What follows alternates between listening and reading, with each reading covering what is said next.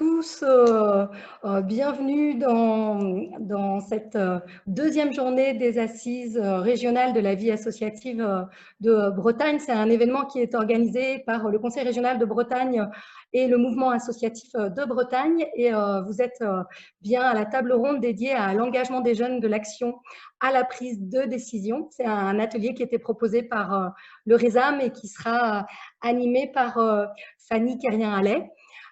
Juste un petit point technique, donc je suis Karine Vaillant et je suis en stage au MAB. Je vais assurer un petit peu de technique et je relayerai vos questions tout à l'heure.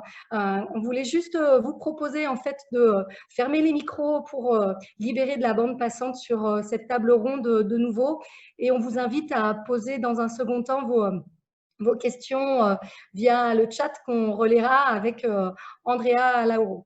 Alors, on voulait aussi vous dire que cet atelier, cette table ronde était enregistrée, et si vous ne souhaitiez pas apparaître, on vous propose de fermer vos caméras pour ce temps-là. Alors, c'est vrai, comme on est à la deuxième journée maintenant, je pense qu'un grand nombre d'entre vous ont déjà l'habitude, mais on fait un petit rappel technique. Donc, les micros et les caméras sont situés en bas à gauche de votre écran. Et pour poser vos questions, vous pouvez utiliser le petit module conversation en fait, qui se situe au milieu pour envoyer vos questions. Et puis, vous pouvez aussi réagir en utilisant les petites icônes, en levant le pouce ou levant la main.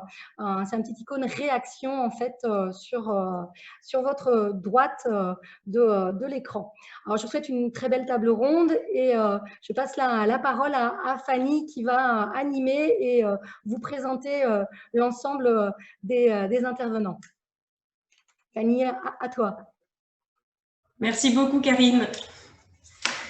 Alors, donc, bienvenue à toutes et à tous. Merci d'être présents si nombreux à notre table ronde sur l'engagement des jeunes de l'action à la prise de décision, donc dans le cadre, je rappelle, des Assises de la vie associative organisées par le mouvement associatif de Bretagne et la région Bretagne. Nous sommes ensemble jusqu'à 17h30, donc je vous invite à vous mettre bien, vous préparer un petit thé, prévoir un peu d'eau, un petit goûter, voilà. Pour les enjeux de cette table ronde, donc voilà, alors pourquoi s'engager dans sa jeunesse, pourquoi et comment faire participer les jeunes, comment mobiliser la jeunesse et également leur laisser une place au sein des assos et aussi au sein des instances décisionnaires. Pour cette table ronde, on va s'appuyer sur une enquête menée par Charlotte Véron, qui était stagiaire au RESAM entre mars et juillet 2020. Elle est toute jeune diplômée du master parcours représentation sociale, pratique et intervention, enquête qualitative et quantitative à l'UPO de Brest. Félicitations Charlotte, je te vois, tu es là. En fait, Charlotte a retranscrit son enquête à travers des vidéos disponibles sur YouTube. Et donc, du coup, c'est ces vidéos qui vont être notre support d'échange sur cette table ronde. Donc, c'est un temps d'échange d'environ 45 minutes, 1 heure, avec des regards de chercheurs, des témoignages d'acteurs de terrain. Et ensuite, à 17h, on s'arrêtera pour laisser la parole à la salle et puis faire un petit point sur tous les échanges qu'il y aura eu sur le chat et éventuellement laisser la parole aux gens qui souhaiteront la prendre.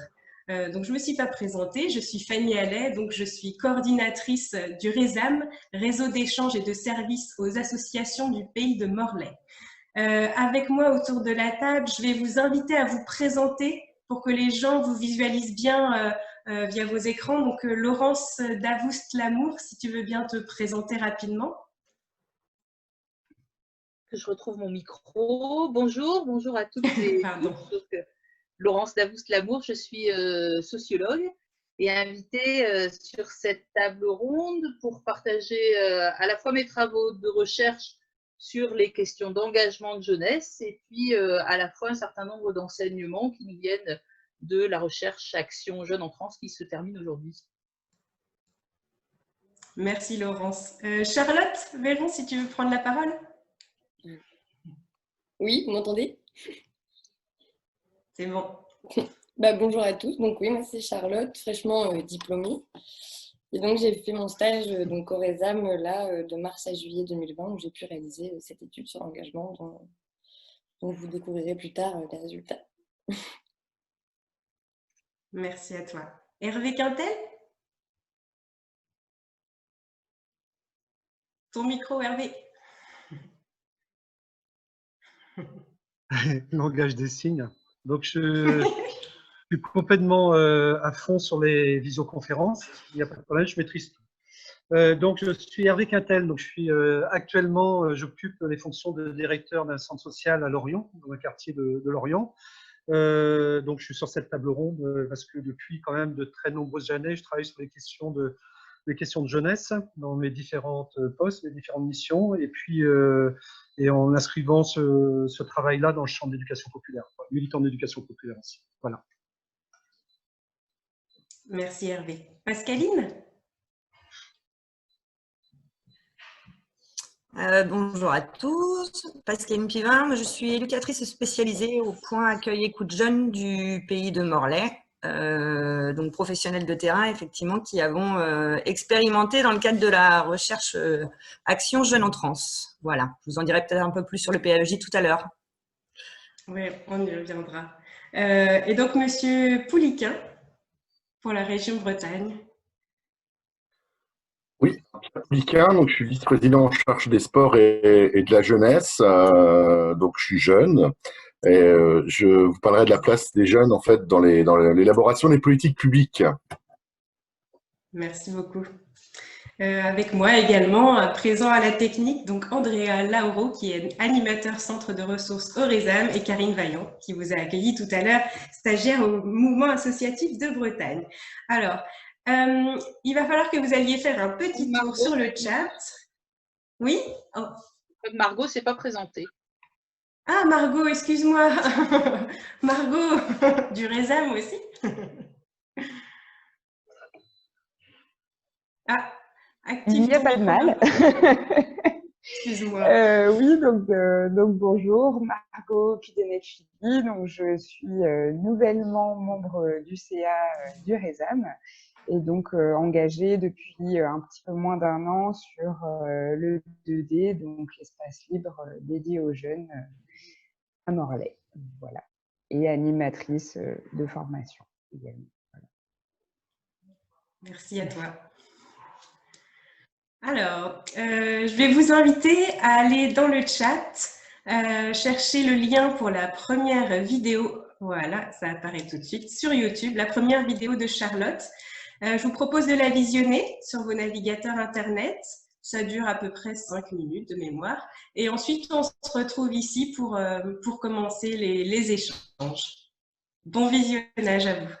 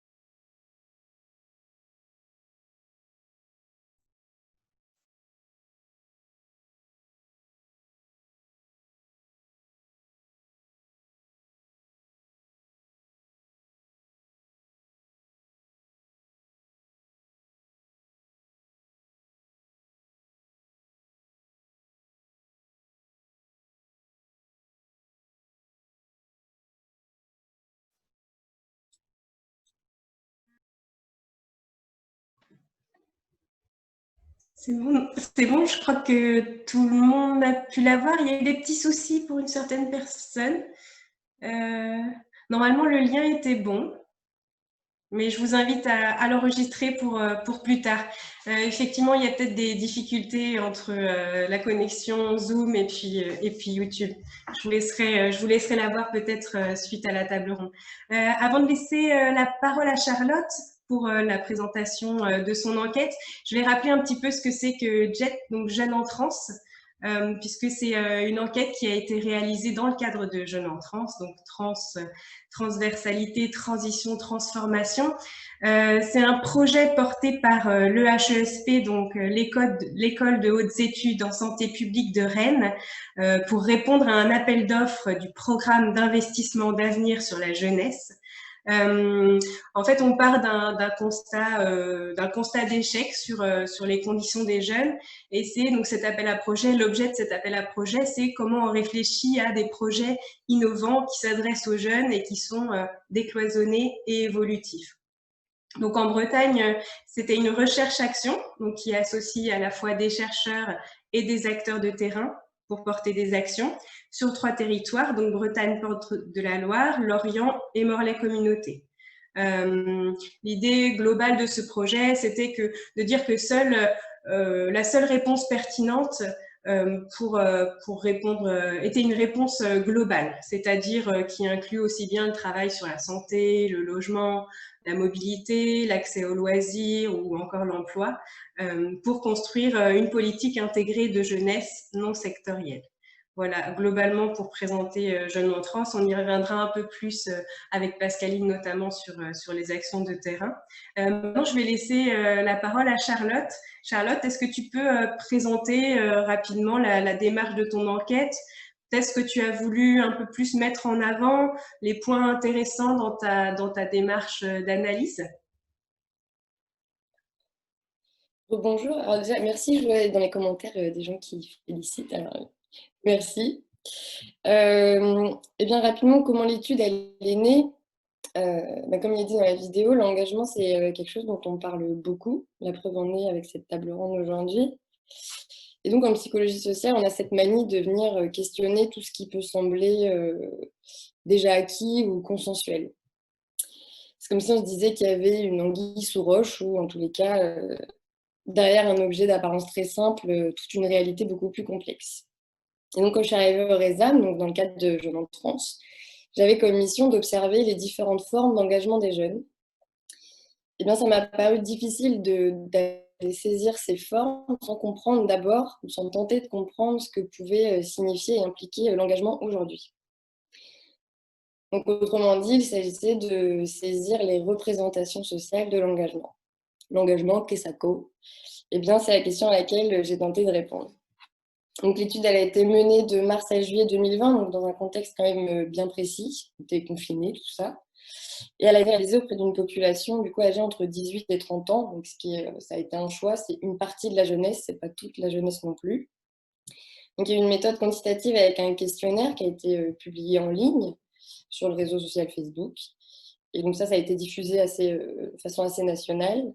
Et puis par contre, les entretiens ont été réalisés auprès de jeunes habitants du pays de Morlaix, puisqu'on avait envie aussi d'avoir un discours du coup proche des jeunes qu'on pouvait rencontrer au RESAM notamment.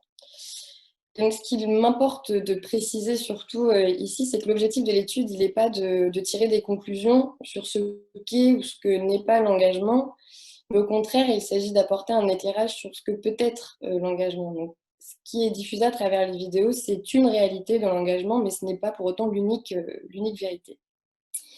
Et puis donc, comme vous le découvrirez à travers les épisodes de cette série, pour pouvoir prétendre comprendre l'engagement, il faut aller bien au-delà de sa propre conception de l'engagement et de celle donnée par le dictionnaire Le Petit Robert. Donc, je serais heureuse de répondre à vos questions, parce que là, je ne sais pas si vous en avez déjà. Mais je pense que je vais pouvoir après donner la parole. C'est Laurent, je pense, après, qui va pouvoir donner son approche de l'engagement. Mais oui, je suis heureuse de vous diffuser ces vidéos et je serai contente de répondre à vos questions. Merci beaucoup Charlotte. Oui, Laurence, est-ce que tu peux intervenir donc d'un point de vue, toi, plutôt sociologique, sur la question de l'engagement des jeunes? Alors, je vais quand même commencer par saluer moi aussi le travail de Charlotte, parce que c'est chouette d'avoir des rendus d'enquête sous cette forme-là. Et puis, elle fait preuve de beaucoup de modestie en venant dire que finalement, elle peut répondre aux questions, mais qu'elle va se mettre un peu en retrait de son enquête. Elle a réellement fait un très, très beau travail là-dessus. Et on a finalement, avec Charlotte, expérimenté les politiques intégrées ou les politiques transversales, puisqu'elle fait de la psychologie sociale et moi, je fais de la sociologie. Alors, évidemment, on n'a pas les mêmes auteurs de référence, évidemment, on n'a pas les mêmes outils, et pourtant, on arrive à peu près à la même conclusion que ce serait terrible de ne donner qu'une définition de l'engagement. Et moi, ce que je dirais bien, au moins dans un premier temps, peut-être pour lancer les échanges, et je vous donnerai la parole à Hervé après pour qu'il puisse, lui, avoir un regard aussi un petit peu différencié sur l'engagement via le terrain de l'éducation populaire. Moi, ce que j'ai envie de dire, c'est que on parle beaucoup d'engagement, mais on regarde assez peu finalement les engagements de jeunesse dans toute leur pluralité. Et quand on a préparé cette table ronde, on discutait beaucoup presque de l'utilité de l'engagement, ou bien de la façon dont cet engagement pouvait être utile à des jeunes. Et moi, j'ai vraiment le sentiment, au fil des années d'exercice en sociologie de la jeunesse, que s'engager, c'est d'abord se construire. Enfin, je crois que c'est très compliqué de se construire si à un moment, on n'a pas soi-même et en son propre nom ressenti de l'utilité sociale et ressenti que son action engagée pouvait être utile aux autres, ou en tout cas, je le dis de façon beaucoup plus simpliste en disant quand on n'a pas la certitude que sa propre action a un effet quelconque sur son environnement, c'est excessivement frustrant et on n'a pas le sentiment d'exister. Et je crois que l'engagement, avant tout, c'est se donner la certitude de l'existence et de l'utilité de son existence. Ça donne de la valeur aux jeunes, ça donne de la valeur aux gens, quel que soit leur âge. Et d'emblée, alors je vais marcher un peu sur les plates-bandes d'Hervé, mais il ne m'en voudra pas, je pense, mais d'emblée, ça veut dire en tout cas qu'il n'y a pas des beaux engagements et des moins beaux engagements, il n'y a pas des grands engagements et des petits engagements. Il y a juste un point de départ pour chacun qui est singulier, qui est propre à chacun, et une trajectoire d'engagement avec des initiatives à sa propre hauteur qui sont toujours très, très importantes pour celui qui les porte, et évidemment importantes aussi pour celui qui les reçoit ou qui en bénéficie. On a pléthore il y a plein de gens dans cette table ronde qui pourront en parler mieux que moi, mais sur le territoire breton, on a pléthore d'illustrations qui montrent aujourd'hui que les jeunes s'engagent. Et moi, je ne suis pas une férue de statistiques, mais tous les chiffres depuis des années montrent bien que cette population jeune, dont on pourrait la définir entre 15 et 30 ans, est celle qui continue à s'engager beaucoup. Par contre, elle ne s'engage pas ou moins sur les traces pré-tracées, pré-formatées des aînés, et les modalités, par contre, d'engagement ont changé.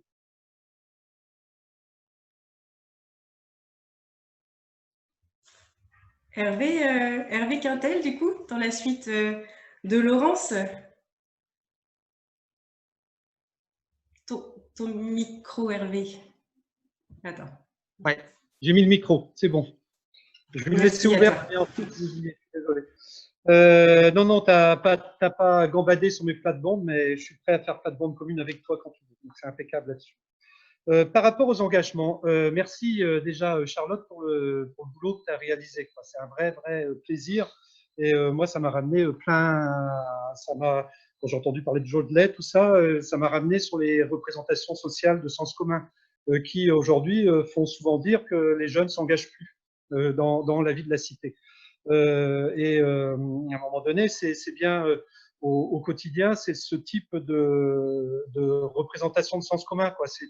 C'est construit sur rien, c'est construit sur des on-dit, sur des représentations. Ça repose la question de aujourd'hui, est-ce qu'on fait de la communication, de l'information? Enfin voilà. Donc c'est autour de ça.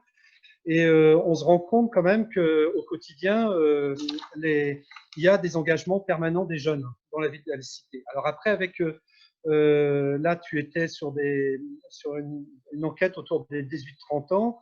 et ces engagements-là, quel que soit l'âge, ils sont présents. Et je rejoins Laurence là-dessus, c'est que la question qui se pose quand même, c'est pourquoi aujourd'hui on est toujours dans des logiciels qui sont sur des engagements autour de la vie associative, autour de la politique partisane, ce qui n'est pas pareil que, je crois que sur une autre vidéo que tu vas nous présenter tout à l'heure, on est bien sur la politique vie de la cité, donc il y a des vrais engagements, mais peut-être pas dans le partisan ou dans le syndicalisme, enfin tous ces vieux modes d'engagement auxquels on fait encore vachement référence dans le côté associatif, ce que j'appelle l'institué, d'accord? Parce que je vais vous faire un petit truc là-dessus.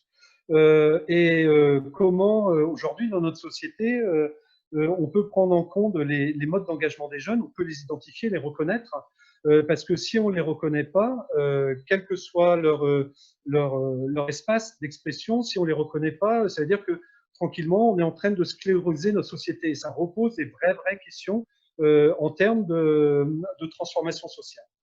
Donc là-dessus, je vais vous donner 2 exemples après rapidement, mais je travaille beaucoup moi sur les questions d'instituer. Donc l'instituer, alors je vais vous demander, je ne sais pas si on peut voir le petit dessin que j'ai fait, c'est magnifique, mais est-ce que vous le voyez celui-là ou pas?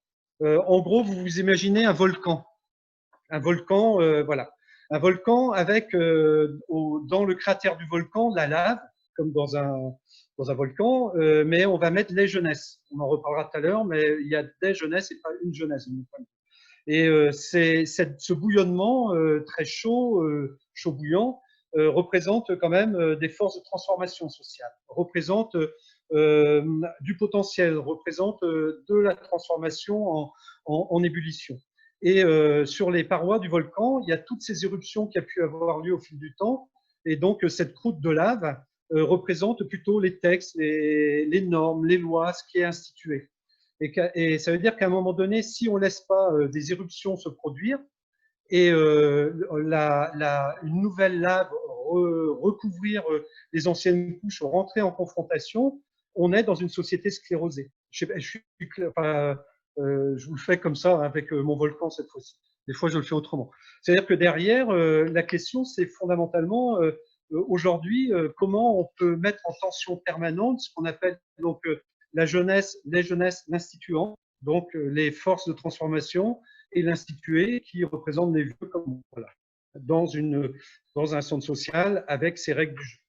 Donc, et si on veut qu'il y ait un processus d'institutionnalisation, un mouvement permanent qui se mette en place, eh bien, il faut absolument mettre en tension et se débrouiller pour que se mette en tension cet instituant, ces forces de changement et cet institué, c'est une forme d'ordre établi. C'est-à-dire que si on ne reconnaît plus et on n'identifie plus les formes d'engagement des jeunes plurielles, très diverses, qu'à travers les vieux codes que nous avons, enfin les vieux codes, je ne suis pas un truc de vieux et de jeune, hein, c'est pas ça du tout, mais à travers un certain nombre de logiciels, ça veut dire que derrière, on n'est plus dans on s'inscrit plus dans une société vivante, en mouvement perpétuel et en transformation sociale possible. Alors je vous prends 2 exemples, ça sera très clair. Enfin, très clair, façon de parler.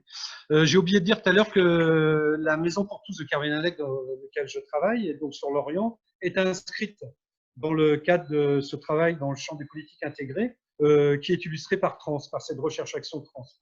Mais c'est une dynamique dans laquelle on était déjà inscrit depuis un moment. Je vous donne un exemple entre l'instituant et l'institué. Des jeunes, donc ça c'est mes expériences professionnelles.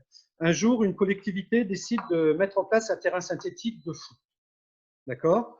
Qu'est-ce qu'elle fait? Elle le met en place près d'un espace sportif et autour de cet espace synthétique, parce qu'il ne fallait pas qu'il y ait de dégradation, parce qu'il fallait faire très attention, on met un grillage avec des portes fermées et des cadenas.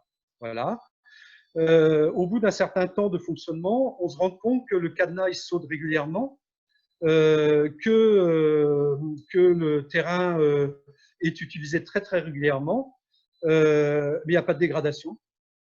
Et contrairement à ce qu'on pouvait imaginer, ce qui était imaginé par l'institué, il n'y a pas de dégradation, sauf le cadenas qui saute, ce qui est très symbolique.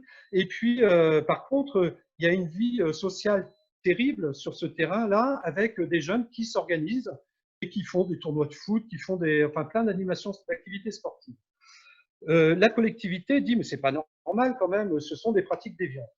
Bon, d'accord? Donc, pas encore délinquante, parce que tant qu'on ne s'est pas fait choper, on est en déviance. Et là, on se pose la question de, bah ouais, c'est une pratique déviante, et puis on se rend compte rapidement que ce public-là, enfin ces jeunes-là, il y en a qui sont licenciés au club de foot, et donc ils sont amenés à utiliser ce terrain de foot dans des conditions licites, et quand il est fermé à clé, ils l'utilisent parce qu'ils ont envie de jouer dans des conditions illicites. Et la question qui se pose, c'est est-ce qu'on fout de la vidéosurveillance? Est-ce qu'on demande à des patrouilles de police de passer régulièrement? Est-ce qu'on sanctionne? Ou est-ce qu'à un moment donné, il vaut mieux pas mettre en place un espace de dialogue et de concertation pour se poser la question du comment cet espace-là peut être imaginé différemment? Et là, l'instituant donc a rencontré l'institué, alors c'est pas simple quand même, hein, a rencontré l'institué et il a été redéfini des règles d'utilisation de cet espace qui ont fait sauter les cadenas et qui ont bien montré que ce type d'équipement pouvait être utilisé sans aucun problème et ça a amené donc l'institution à changer ses représentations et faire un pas de côté. Et donc, ils ont bougé par rapport à ça. Est-ce que c'est à peu près clair entre l'instituant et l'institué?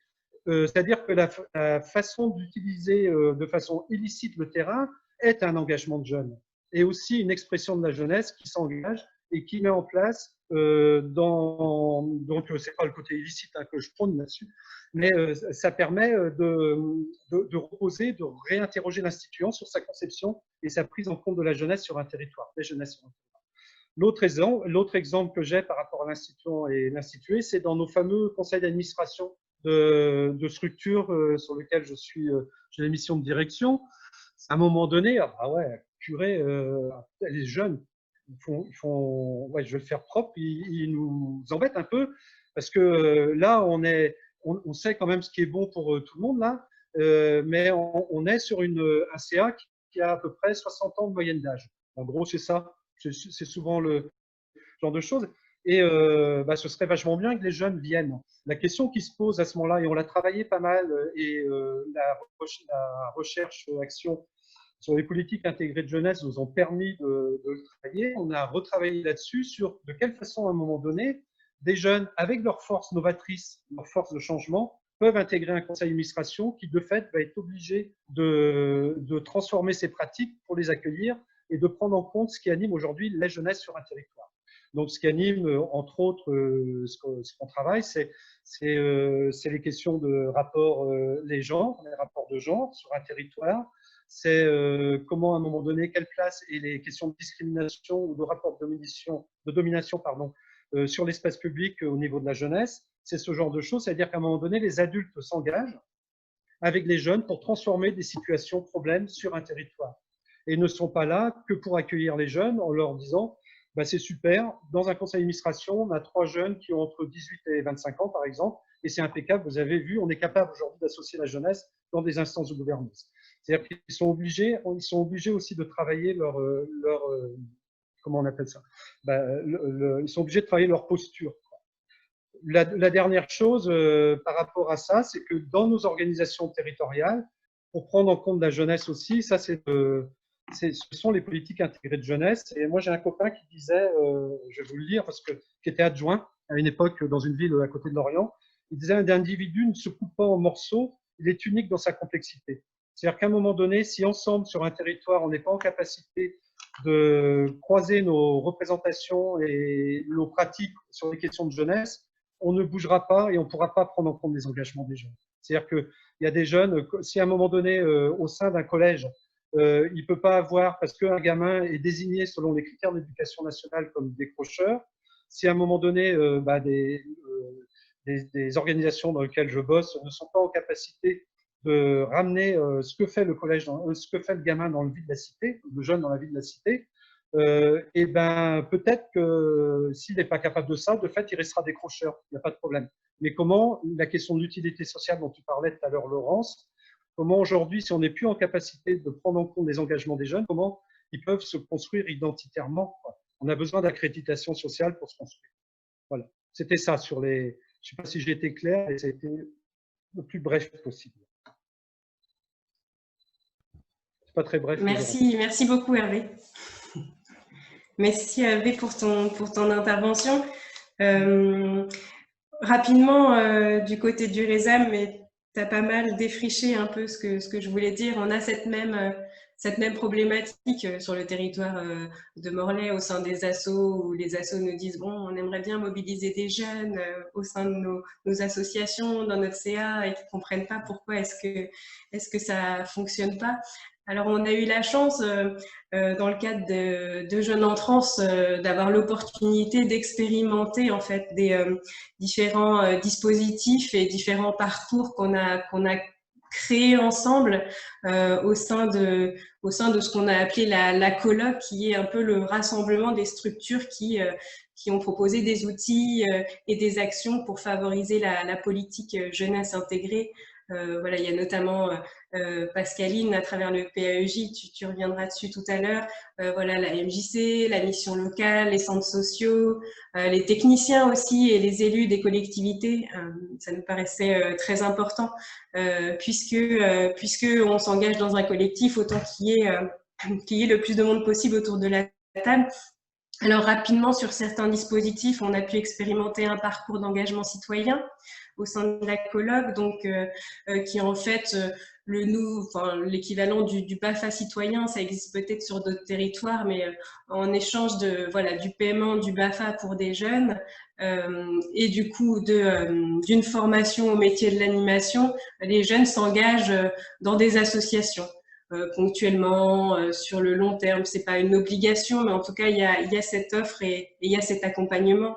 Il y a la formation des délégués de classe également, le travail aussi sur le service civique avec l'accompagnement des volontaires.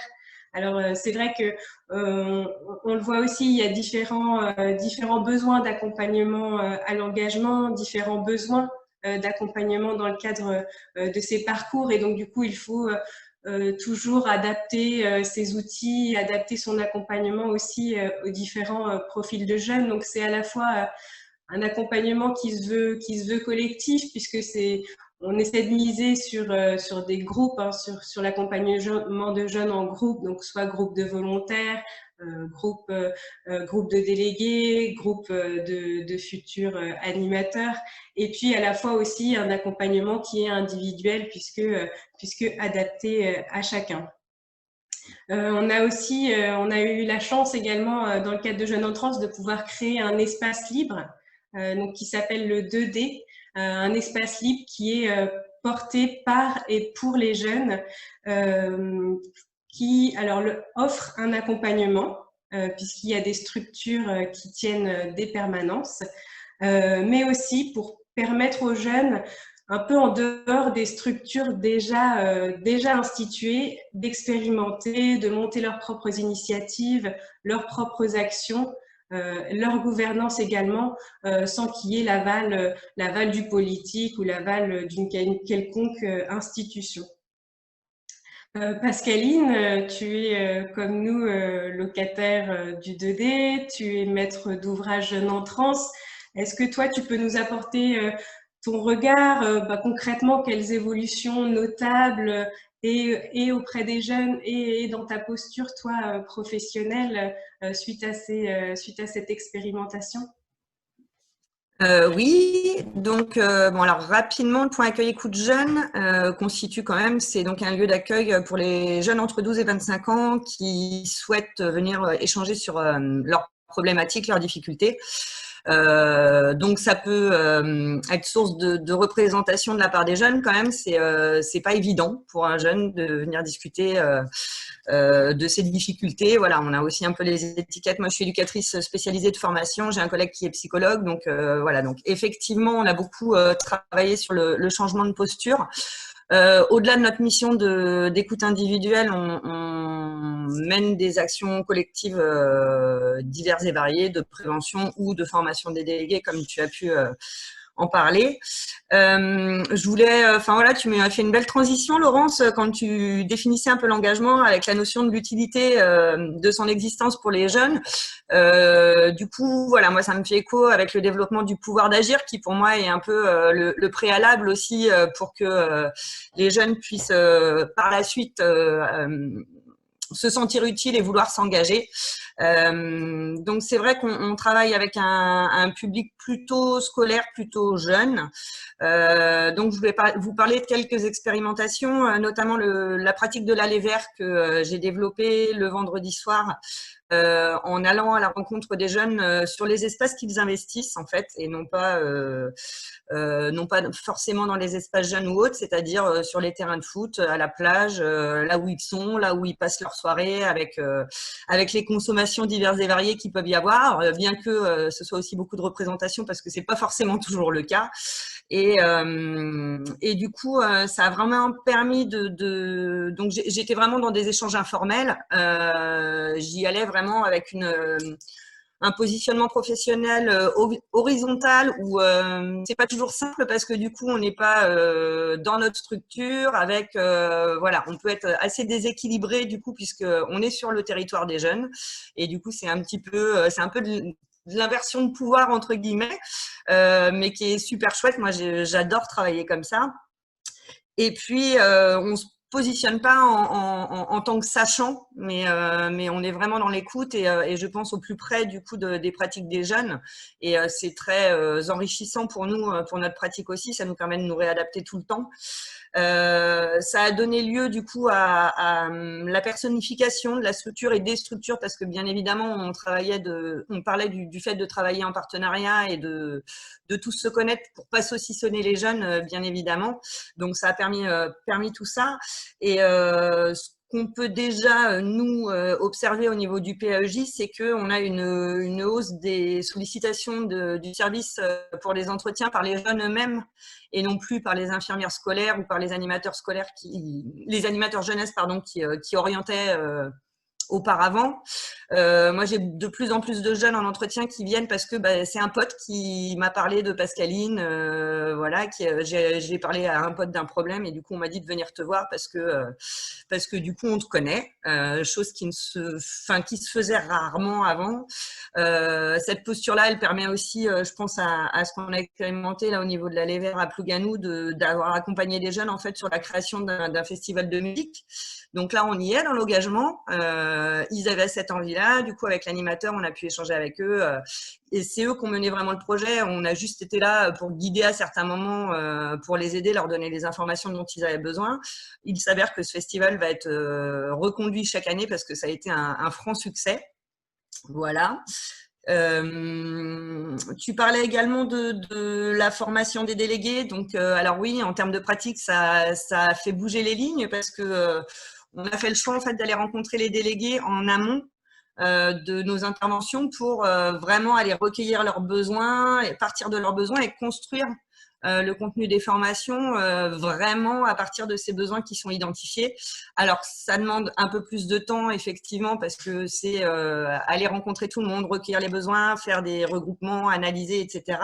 Mais on voit bien l'investissement que les jeunes peuvent avoir dans ces temps de formation, ce qui n'était pas forcément le cas sur les premières années où j'ai animé des formations, où en fait, on avait travaillé le contenu avec les CPE, quoi.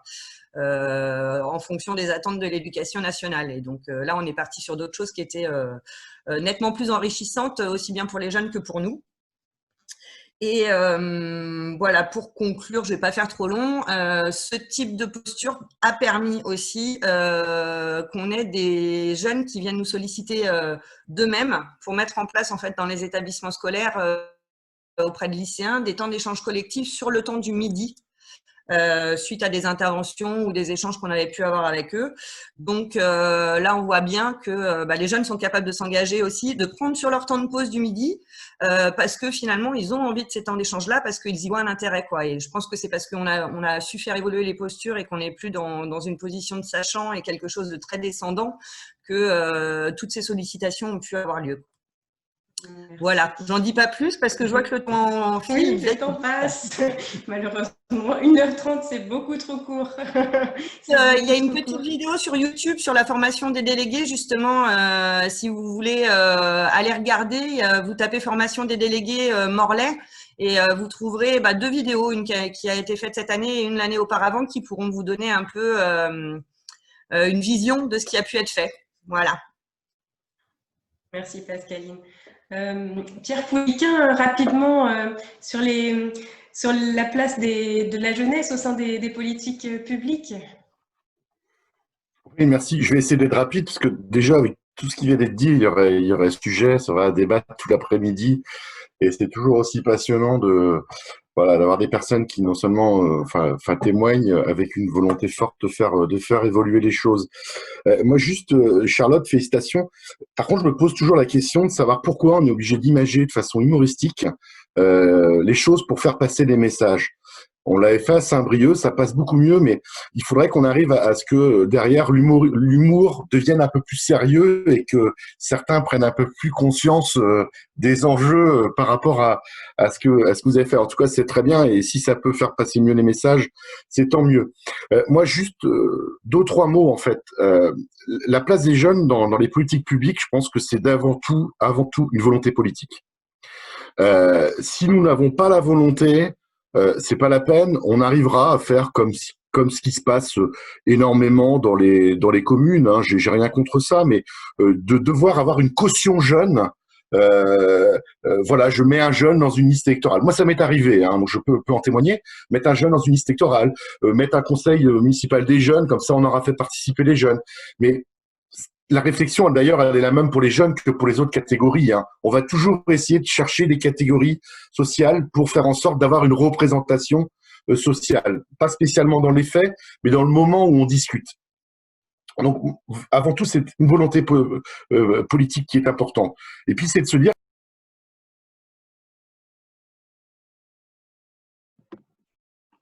Ton micro s'est coupé, Pierre. Voilà, c'est bon.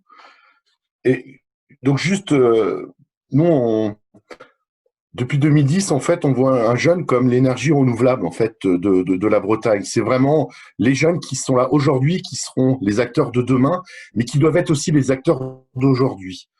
Après, on doit aussi réfléchir non pas sur les politiques qui touchent à la jeunesse. On doit intégrer les jeunes dans toutes les politiques. Il y a pas de raison qu'à chaque fois on dit bah voilà, on range dans les cases, on va faire une politique autour des jeunes, on va demander aux jeunes, on va faire une politique de transport ou alors même on va faire une politique sociale au niveau des personnes âgées, on va parler que avec des vieux. Si on veut faire en sorte que la société dans son ensemble s'accepte et qu'il y ait de la confiance entre l'adulte, le jeune, le moins jeune, celui qui fait pas, celui qui est acteur ou celui qui n'est pas acteur, il faut vraiment partir d'un état de confiance. Et donc, en fait, c'est vraiment reconnaître la place centrale dans la construction de la société des jeunes.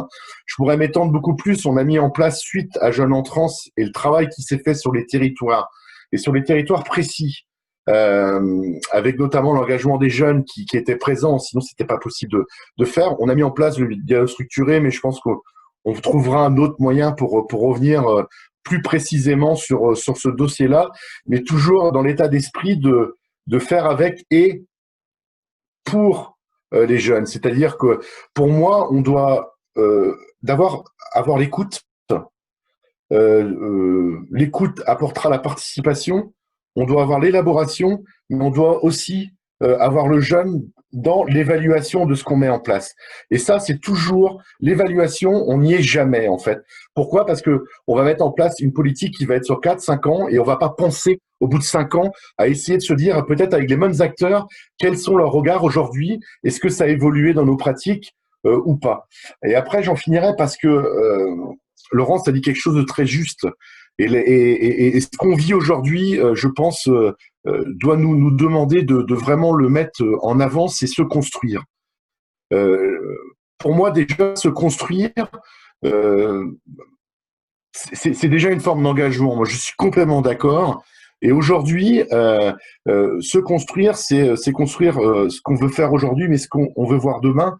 Et c'est là où je crois qu'on doit vraiment changer nos façons de faire, là, immédiatement, parce qu'on a quelque chose qu'on vit qui nous perturbe, mais il faut rebondir dans le côté allant. Et c'est là où moi, je pense qu'aujourd'hui, on a vraiment, on doit réussir l'intégration des jeunes dans les politiques publiques, mais dans l'engagement en général, que ce soit la vie associative. Et il faut faire en sorte que les générations arrivent à trouver quelque part un terrain d'entente, pour faire évoluer. Les pratiques sont pas les mêmes. L'immédiateté existe aujourd'hui. C'est vrai que le temps de la réflexion n'est peut-être pas dans le temps que les jeunes ont aujourd'hui. Et puis enfin, j'écoutais Pascaline, elle a dit quelque chose au départ, les jeunes dans les PAEJ venaient la voir pour résoudre un problème, c'était toujours de résoudre quelque chose qui existe.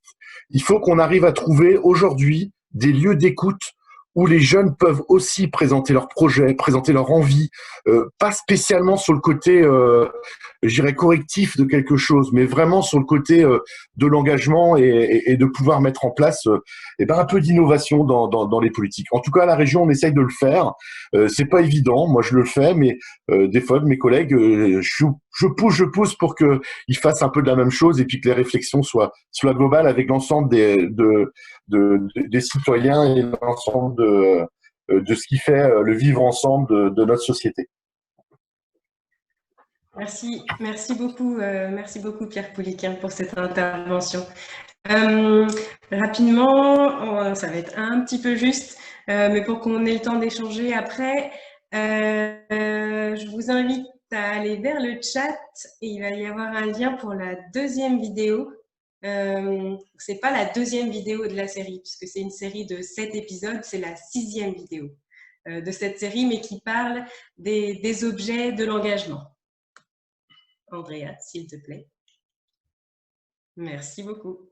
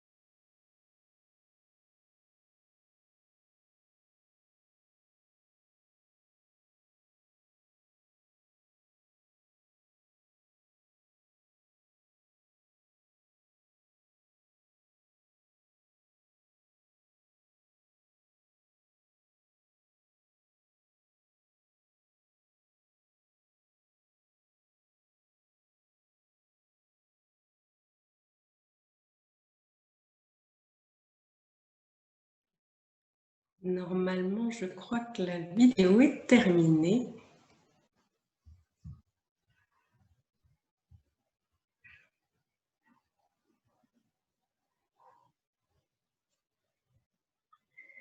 Donc, une vidéo sur les objets de l'engagement et puis voilà, qui sont différents en fonction des générations, vous l'avez vu, mais également les façons de s'engager.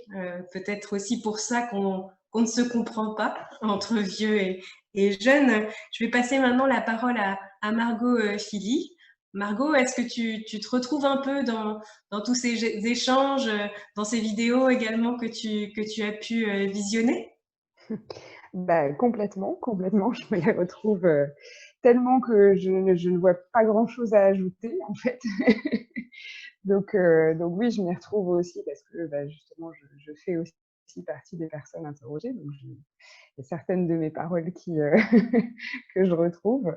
Donc oui, je dirais simplement que je pense qu'aujourd'hui, effectivement, les jeunes ont besoin d'espaces de liberté, ont besoin qu'on leur ouvre de nouveaux espaces, peut-être plus éloignés des institutions, ou en tout cas qui leur laissent plus de liberté, ou qui leur donnent l'impression d'en avoir plus, en tout cas. Et je crois que cet engagement-là, il passe aussi par ça, par la conviction de pouvoir agir peut-être à côté des institutions, peut-être de manière plus proche de leur réalité. Et donc voilà, je pense qu'il y a de ça. Je ne vois pas trop quoi ajouter d'autre. Donc Merci, voilà, merci. Je parlerai juste du 2D, du coup, qui, je pense, à mon sens, fait partie de ces espaces-là qui, je crois, touche des jeunes. On a pu le constater, des jeunes qui sont tout engagés au niveau des associations, qui ne vont pas aller dans les institutions, mais qui se retrouvent effectivement dans le projet du 2D. Et donc, voilà, c'est bouillonnant de projets, d'envie. Et, donc, et ça prouve bien que les jeunes s'engagent et que les jeunes ont plein d'idées en tête et n'ont pas forcément besoin d'accompagnement plus que ça, mais simplement d'espace de liberté. Voilà. Oui, tout à fait. Merci à toi, Margot. Laurence, est-ce que tu veux dire un petit mot avant qu'on passe un peu aux questions et puis aux interventions de la salle, entre guillemets? Oui, alors je pense le fait de conclure avec toute la frustration que ça peut générer chez les collègues parce qu'on est obligé de raccourcir, le temps va trop vite. Moi, si je retenais des mots-clés de ce qui a été discuté là, ce serait sans aucun doute le terme de posture, le terme d'accompagnement. On voit bien finalement dans les témoignages qui ont été proposés ici que pour continuer à œuvrer collectivement à des politiques jeunesse, on va bien être obligé de se mettre les uns et les autres un peu en déséquilibre par rapport à ce qu'on avait coutume de faire jadis. Et ça me semble important de redire que, de fait, ça ne mobilise pas les mêmes compétences pour les professionnels de jeunesse, ni pour les élus qui accompagnent ces politiques. Et je pense que c'est important aussi de se redire qu'il va falloir discuter la capacité des uns et des autres à savoir identifier des besoins. Il va falloir discuter la capacité des uns et des autres à se mettre en politique transversale. Il va falloir aussi discuter la façon dont on est en capacité d'écouter, et non seulement d'écouter, mais d'entendre des jeunes avec leurs attentes, leurs aspirations, leurs envies. Je trouve que c'est important. Et il y a deux points que je trouve importants à continuer de discuter. C'est la question du portage politique dont parlait Pierre Poulquin tout à l'heure, à laquelle moi je suis vraiment attachée. En tout cas, dans les enseignements qu'on tire de la recherche jeune en trans aujourd'hui, on voit bien que là où il n'y a pas eu de portage politique, c'est compliqué de poursuivre. Et là, dans certains endroits, on a tantôt des élus convaincus des politiques de jeunesse qui se trouvent très seuls parce que leurs collègues élus ont du mal à s'intéresser à cette question-là ou ne se sentent pas très concernés. Et idem dans le milieu associatif, là où ça a vraiment fonctionné et où on a de la transformation visible, c'est là où les élus associatifs se sont mobilisés pour être dans ce collectif un peu enthousiasmant. Et puis, il y a une question qui est transverse un peu à tout ce qui a été raconté là, c'est de se dire, est-ce qu'on construit toujours dans les mêmes espaces, ou est-ce qu'à un moment, on a aussi besoin d'être un peu entre soi quand on est jeune et entre soi quand on est vieux? Est-ce qu'il faut que tout soit toujours mixé? Il y a un débat qui s'est ouvert, Gwendoline nous en parlait tout à l'heure, qui s'est ouvert en milieu de journée là-dessus. Je pense que le débat mériterait d'être poursuivi. Merci beaucoup Laurence pour cette conclusion. Karine, est-ce qu'on a des réactions, des questions, des personnes qui veulent intervenir? Oui, alors il y a Bénédicte Lulamire du CPIE de Morlaix, en fait, qui partage le fait qu'il y a une vraie appétence en fait, des jeunes sur les questions d'environnement, mais en même temps, quel engagement collectif, en fait, quel espace on ouvre pour leurs engagements collectifs, et aussi quelle politique territoriale mettre en place pour accueillir en fait ces engagements. On avait aussi Michel qui réagissait sur le fait de dire mais comment on investit aussi le système éducatif scolaire pour ouvrir des espaces d'ateliers d'expression libre afin de recueillir l'expression aussi et la parole des jeunes qui s'intéressent au monde qui les entoure. Et puis aussi une question de Marilyn Théophile qui était plus pour Pascaline par rapport aux formations des délégués, et qui se posait la question de qui réalisait ces formations et quels étaient les dispositifs de financement de ces formations.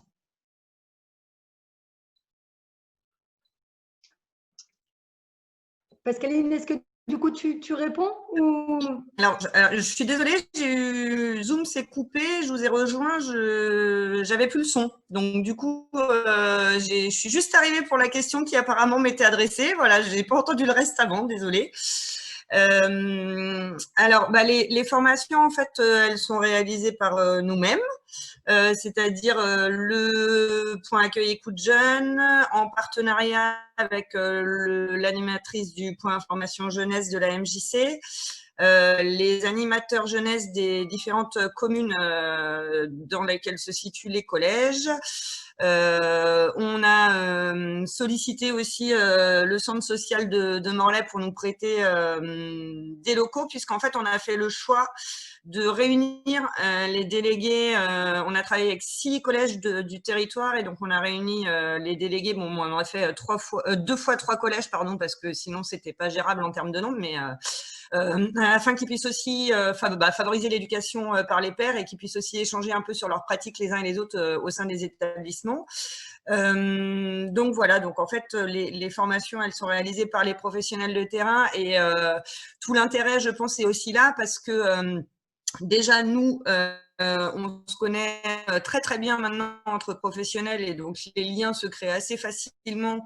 Quand un des professionnels peut identifier un besoin, va parler à Aurore au pige, va parler à tel, enfin voilà, les liens se font très aisément.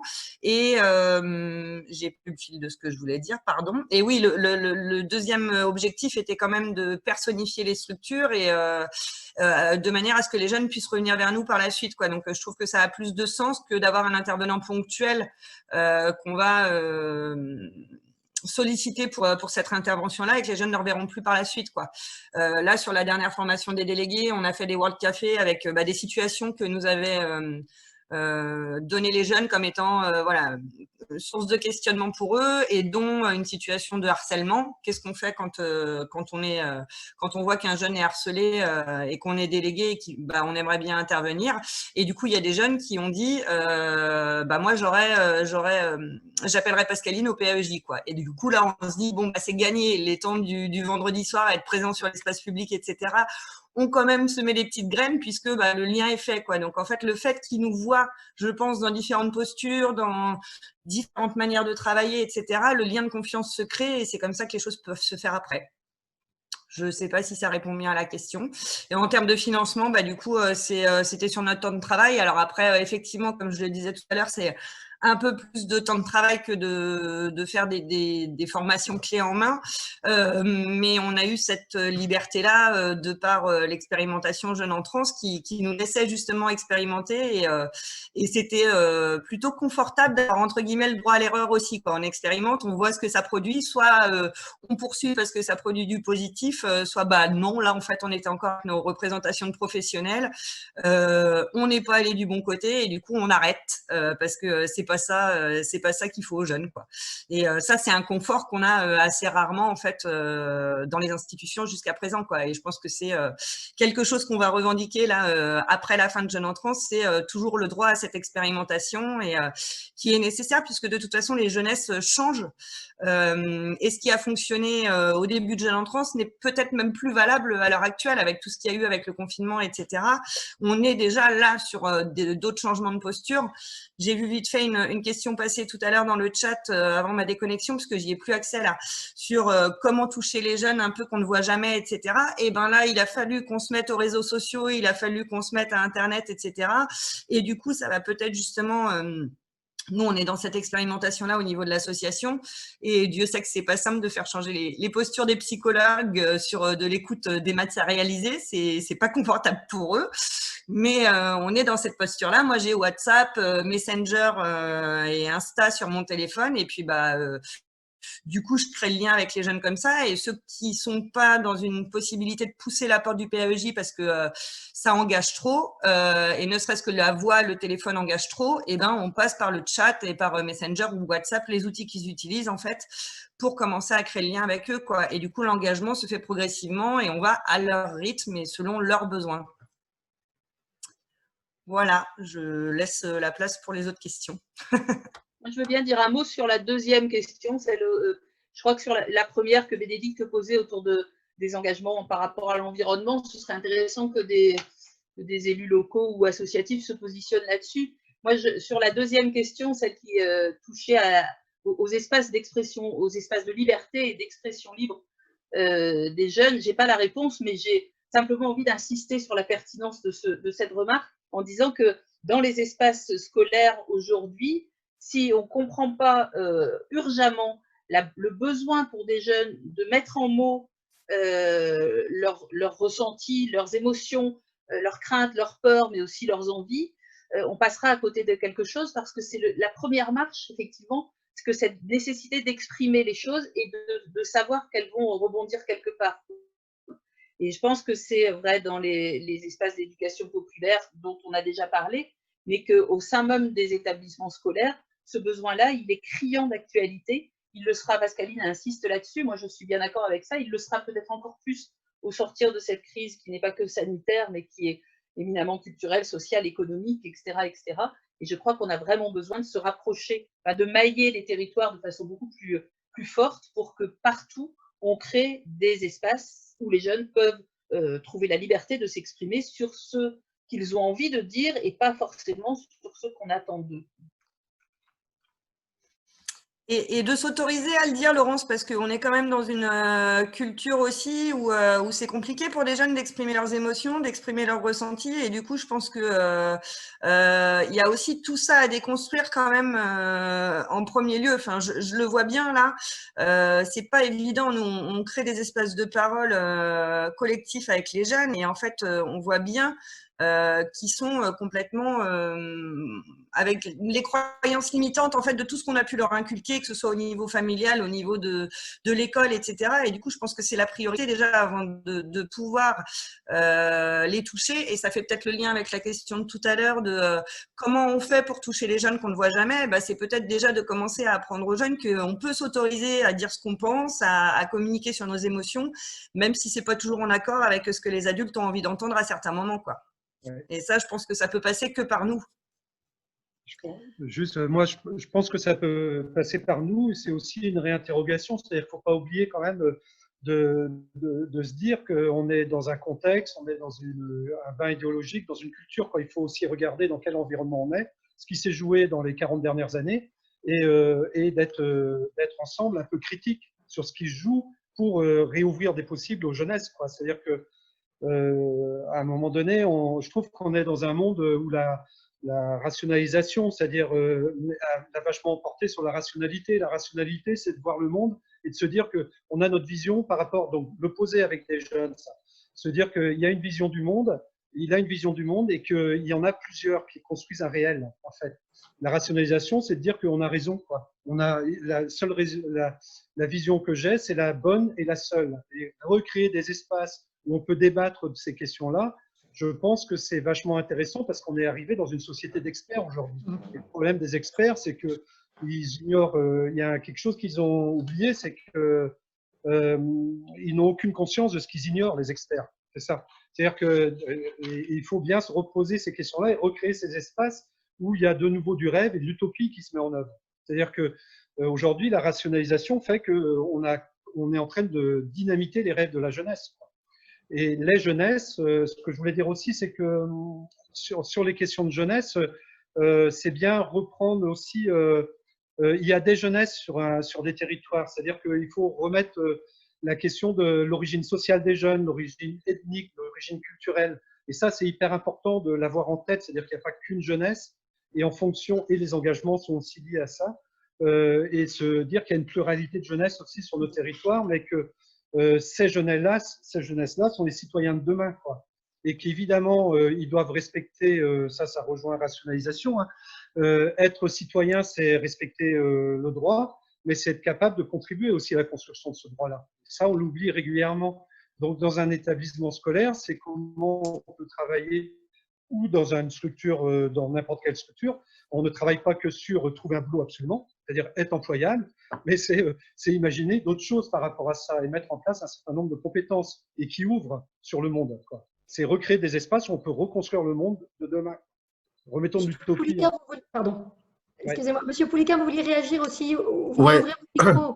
Ouais, ça y est, je viens de l'ouvrir.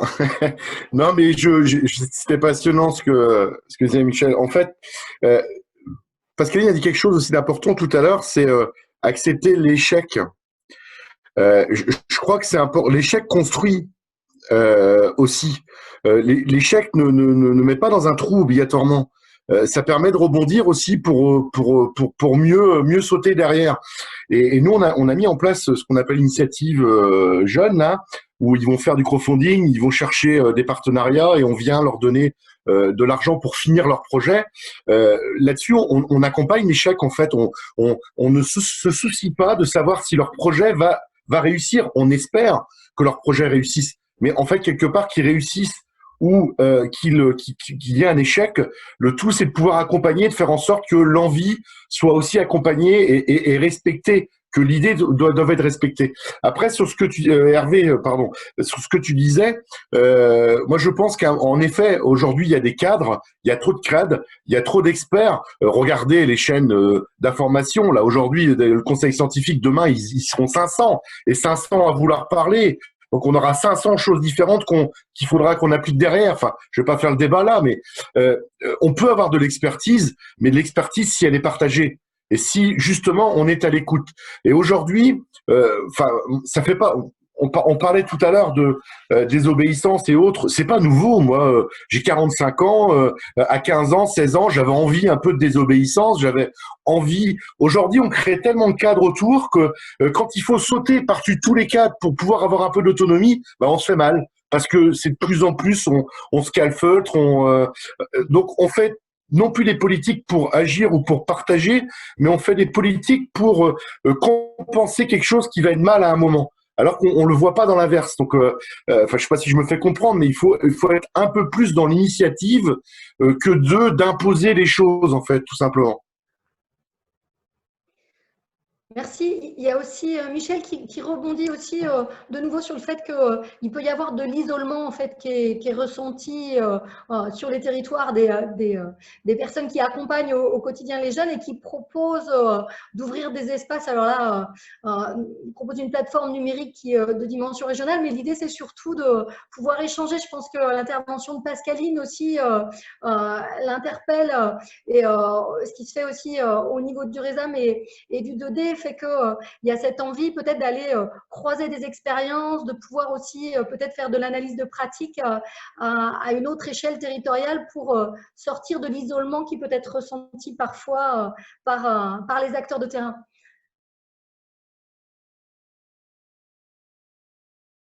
Est-ce que vous voulez réagir sur ce besoin-là ou sur cette envie-là de faire peut-être réseau ou corps ou ouvrir des espaces de coopération entre Laurence? Là, ça s'est joué, en tout cas dans l'expérience qu'on vient de vivre autour de jeunes entrants, ce qui fait un peu la référence, enfin, qui fait le socle commun qu'on avait sur cette table ronde.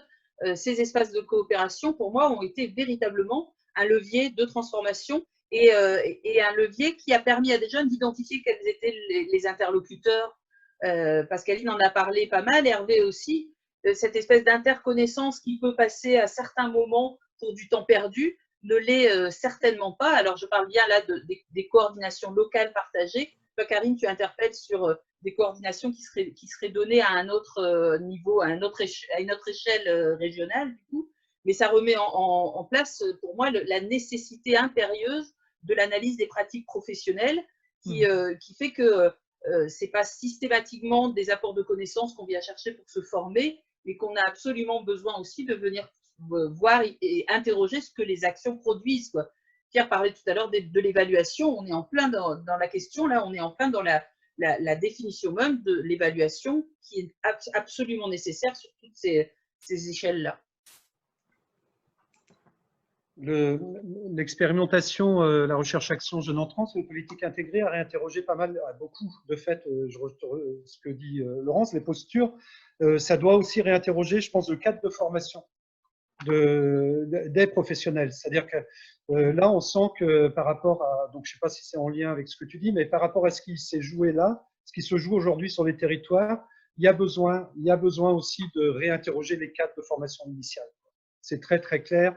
Je ne suis pas sûr qu'un DGEPS soit, si pour faire, il va falloir qu'on élargisse ces cadres de formation et qu'on croise avec d'autres professions. C'est très clair. C'est-à-dire que quel plaisir sur la clôture d'un travail d'un temps qu'on a eu aux vacances d'automne, là, avec des comédiens et des jeunes, d'entendre les animateurs jeunesse dire pardon, purée, mon boulot d'animateur, je le conçois complètement différemment aujourd'hui. Donc, ça a été le boulot qui a été mené avec la mission locale, qui a été mené avec plusieurs acteurs du territoire.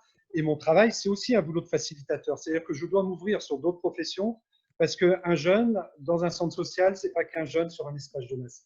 C'est un jeune qui est avec la mission locale, c'est un jeune qui est jeune parent, c'est un jeune et ainsi de suite, quoi. Donc, ça réinterroge les cadres de formation. Donc, ça, c'est pour les organismes de formation et puis pour l'État aussi, quand même. Alors, on n'a plus d'autres questions pour le moment sur le chat. Alors, Fanny, si tu veux reprendre la main. Merci, Karine. Eh bien, écoutez, je tiens à vous remercier tous d'avoir été présents nombreux sur cette table ronde. Je remercie tous les intervenants. J'aurais préféré qu'on soit tous ensemble pour pouvoir aller boire un coup après et continuer de discuter sur ces thématiques, mais ce sera pour une autre fois. Juste pour vous dire que on va diffuser les vidéos de Charlotte.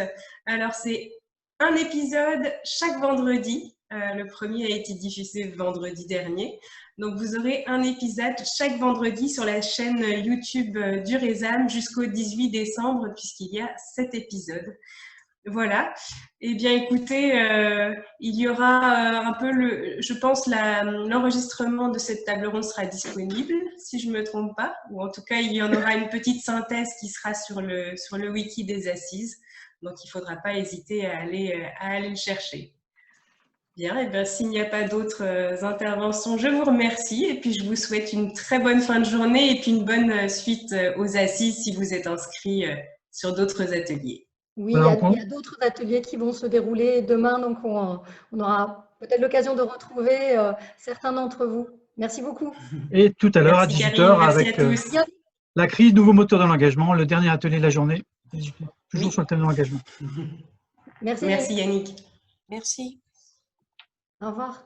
Kinabo. Au revoir, bonsoir. Merci.